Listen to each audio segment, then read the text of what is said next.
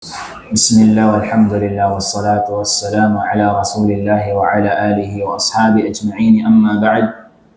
السلام عليكم ورحمة الله وبركاته. اللهم علمنا ما ينفعنا وانفعنا بما علمتنا وزدنا علما. اللهم إنا نسألك علما نافعا ورزقا طيبا وعملا متقبلا. Ang lahat ng papuri at pasasalamat at pagdakila ay para lamang sa Allah. Dalangin natin sa Allah na patuloy na tayong gabayan at bigyan ng tawfiq sa pagsagawa ng mga ibada o magawaing pagsamba alang-alang sa Kanya. Mga kapatid sa pananampalatayang Islam, biiznillahing subhana ay sa mga oras na ito insyaAllah ay isalin natin sa maikling pagsasalin yung khutbah nating narinig kanina sa masjid. Nawa ay gantimpalaan nawa ng Allah subhanahu wa ta'ala ang khatib kanina.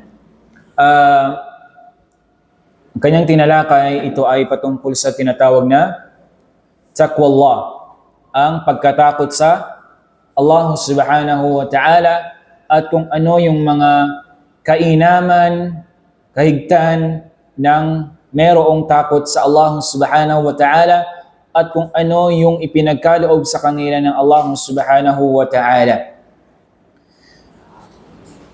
Mga kapatid sa pananampalatayang Islam, sinabi ng mahal na propeta Muhammad sallallahu alaihi wasallam, "Ittaqillah haythuma kunt wa atbi'is sayyi'ata alhasanata tamhuha wa khaliqin nasa bi khuluqin hasan."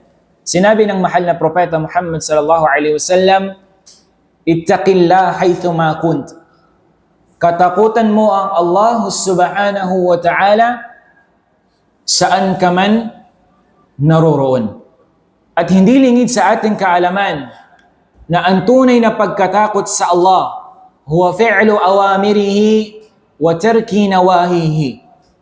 Ito ay ang pagsunod mo sa lahat ng mga ipinag-uutos sa iyo ng Allah at pag-iwas mo sa lahat ng mga ipinagbabawal sa iyo ng Allah subhanahu wa ta'ala. At nararapat sa isang mananampalataya na katakutan niya ang Allah subhanahu wa ta'ala sa lahat ng oras, sa lahat ng pagkakataon at sa lahat ng lugar. At tunay na doon masusubukan ang pananampalataya ng isang tao o isang alipin ng Allah subhanahu wa ta'ala. Doon nagkakaiba-iba ang mananampalataya sa oras na sila ay nasa malayong lugar at wala silang ibang kasama kundi ang kanilang mga sarili o kaya hindi mga mananampalataya. Wa atbi'is sayyi'ata alhasanata tamhuha, sabi ng mahal na propeta Muhammad, pasundan mo, sabi niya, ang masamang gawain ng mabuting gawain, tunay na ito ay kanyang binubura. Wa khaliqin nasa bi khuluqin hasan, at pakitunguhan mo, sabi niya, ng pinakamahusay na pakikitungo ang mga tao. Mga kapatid sa pananampalatayang Islam, napakaraming mga aya, talata mula sa Quran na tumutukoy sa kainaman ng mga taong mayroong taqwa, pagkatakot sa Allah subhanahu wa ta'ala. At ang mahal na propeta Muhammad sallallahu alaihi wasallam, kanyang sinabi, "At-taqwa hahuna." At-taqwa hahuna.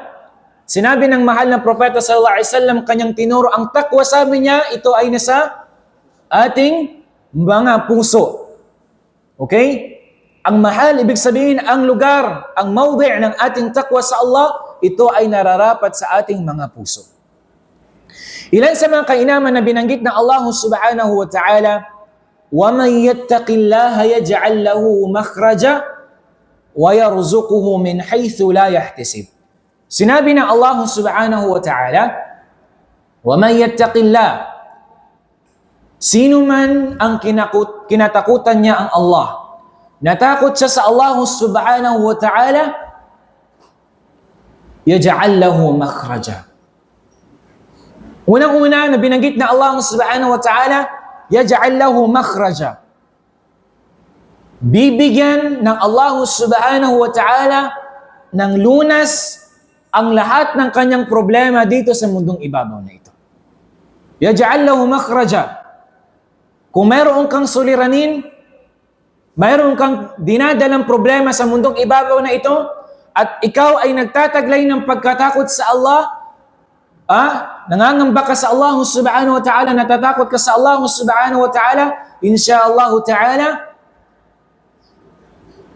ay bibigyan ng solusyon ng Allah subhanahu wa ta'ala ang iyong mga problema. وَيَرْزُقُهُ مِنْ حَيْثُ لَا يَحْتَسِبُ. At sabi ng Allah, siya ay bibiyayaan ng Allah subhanahu wa ta'ala nang hindi niya inaasahan. Hindi ba't karamihan sa atin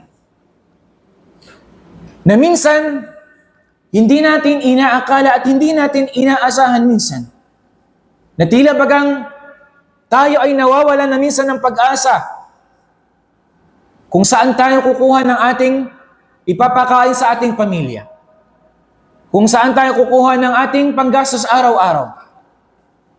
Kung naghahanap tayo, hindi natin inaasahan, hindi natin alam kung saan tayo kukuha ng ating pera para ibigay sa ating pamilya, sa ating mga magulang, para itulong sa kanila. Pero minsan, darating at darating yung panahon, yung araw o oras, hindi mo namamalayan na darating at darating yung biyaya sa iyo ng Allah subhanahu wa ta'ala. Hindi mo alam kung kanino idadaan ng Allah subhanahu wa ta'ala yung biyaya niya sa iyo. Sa anong dahilan? Dahil lamang yun sa pagkatakot natin sa Allah subhanahu wa ta'ala. Ang Allah subhanahu wa ta'ala ay Razzaq. Ang Allah subhanahu wa ta'ala, siya ang sustainer natin. Siya ang nagbibigay ng kustos natin. Diba? Siya nagbibigay ng lahat ng mga biyaya natin. Lahat ng pangangailangan natin ng Allah subhanahu wa ta'ala ang nagbibigay sa atin. Subhanallah. Diba? At yung mga taong muttaqun, ang mayroong takot sa Allah subhanahu wa ta'ala, ay inihanda sa kanila ng Allah subhanahu wa ta'ala, jannatin tajri min tahtiha al-anharu khalidina fiha. Sabi ng Allah, jannat tajri min tahtiha. Tajri, doon sa paraisong iyon ay mayroong umaagos na batis. Na ilog. At doon sila mamumuhay ng magpasawalang hanggan. Khalidina fiha abada. Sa iba pang talata, sinabi ng Allah, وَالَّذِينَ آمَنُوا وَعَمِلُوا الصَّالِحَاتِ سَنُدْخِلْهُمْ جَنَّاتٍ تَجْرِي مِنْ تَحْتِهَا الْأَنْهَارُ. Sinabi ng Allah, سَنُدْخِلْهُمْ, siguradong ipapasok namin sila sa paraiso ng Allah. لَهُمْ فِيهَا أَزْوَاجٌ مُطَهَّرَةٌ, sabi ng Allah. Sila ay mayroong mga asawa na malilinis. Kung tinatawag na hurul 'ain. Wa jamalul mar'a, yung jamal. Yung kagandahan ng mga kababaihan na ibibigay sa kanila ng Allah ay hindi mapapantayan ng pinakamagandang babae dito sa mundong ibabaw nito. Dahil ang kagandahan ng mga nilikha ng Allah ay kumukupas. Ang kumukupas doon sa kabilang buhay ay hindi. Subhanallah al-azim. Kaya ikaw bilang isang mananampalataya, anong mas pipiliin mo? Yung panandalian, kasiyahan dito sa mundo, o doon sa kabilang buhay na magpasawalang hanggan? Kaya nga, ang isang tunay na mayroong tamang pag-iisip, yung matalino, ay mas pipiliin niya yung long lasting, yung magpasawalang hanggan doon sa kabilang buhay. Kaysa dito sa mundong ibabaw na ito, punong-puno ng problema, punong-puno ng mga suliranin, di ba?